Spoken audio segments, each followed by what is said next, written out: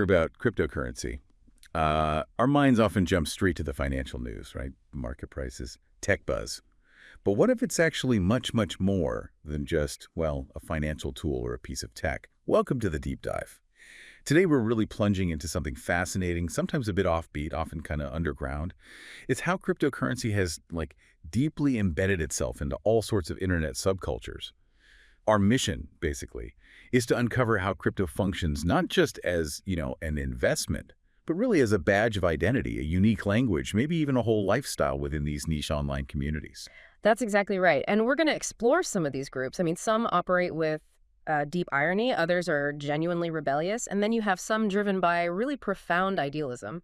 They've all adopted crypto in surprising, often, counterintuitive ways. For a lot of these folks, it's less about market cap and much more about cultural capital. Yeah, and we're talking about a super diverse range of tribes here, aren't we? We'll unpack everything from, say, the digital age anarchists, the cypherpunks, to the NFT degens, that whole wild world. The meme economy, too, the surprisingly spiritual crypto mystics, believe it or not, and even these eco-anarchist collectives. This deep dive should really illuminate how these, different communities use crypto in ways that kind of defy conventional understanding.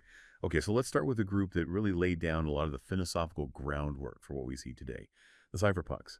These are the sort of digital age anarchists, right? They were coding way back, long before Bitcoin was even a concept. Their core belief, really, even now, is that privacy is fundamental, a basic human right.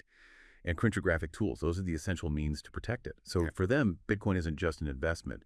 It's more like a weapon against what they see as surveillance capitalism. It's a way to empower individuals against, centralized control. Right.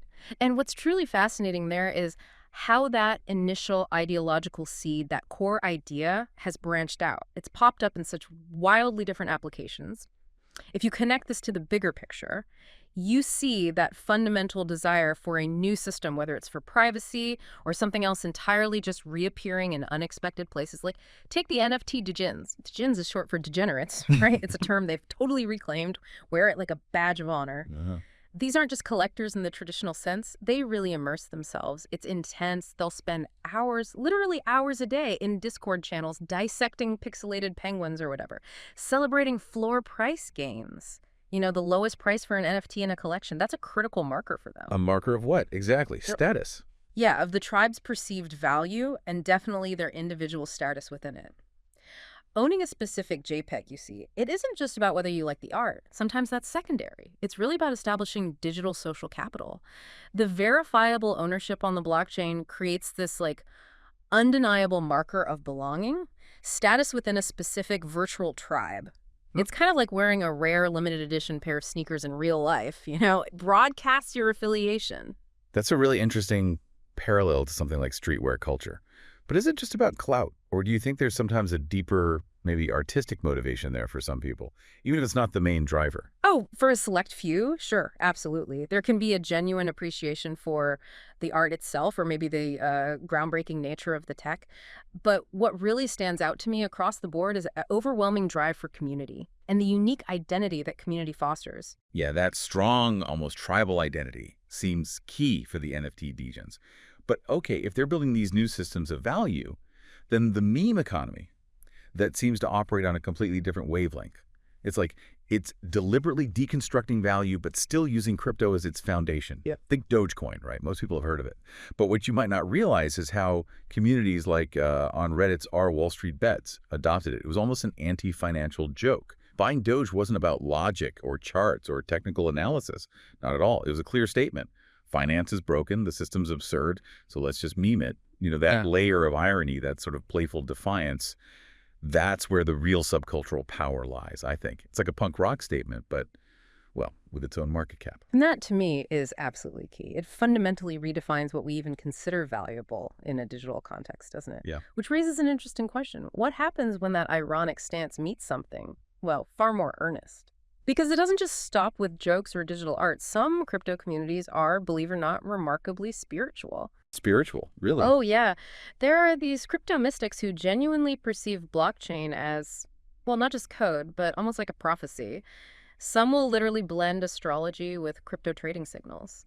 Others really believe that, say, Ethereum's rise is part of some kind of divine shift towards decentralization.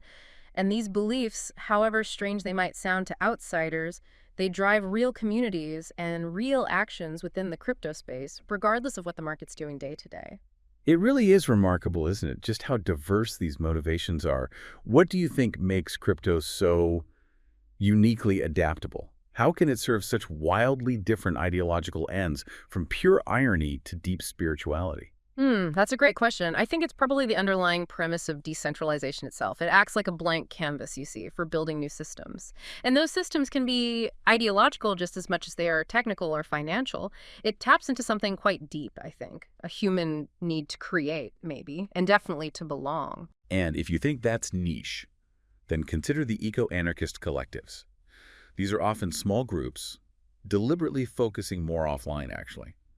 And they're using crypto to fund sustainable, community-friendly living experiments. Right, completely different goals. Exactly. They aren't chasing Lambos or dreaming of moonshots for their crypto investments.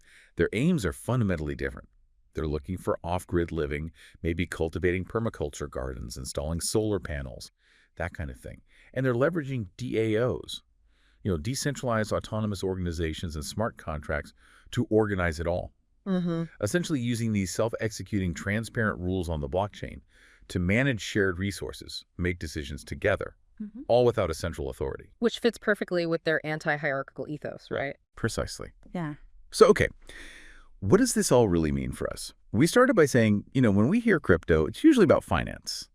But what we've seen today makes it pretty clear. Yeah. Far from just being a ledger of transactions or some speculative asset, crypto really emerges as this profound cultural canvas. It reflects our deepest values, our collective obsessions, and, our wonderfully quirky human nature, too. Exactly. These subcultures, they don't just passively adopt crypto. They actively mutate it. They mold it to their will. They even meme it into existence sometimes. They use it as much for cultural currency, that sense of belonging, identity, shared purpose, as they do for actual financial transactions. Yeah. It's really a testament to the versatility of these tools, way beyond their initial design. It's a reflection of human ingenuity and that desire for connection. And you just take that step back, you can see all these diverse tribes we've explored. The crypto mystics finding spiritual meaning in the blockchain. The Cypherpunks who see Bitcoin as this vital weapon for privacy. The eco-DAO communes building genuinely off-grid lives.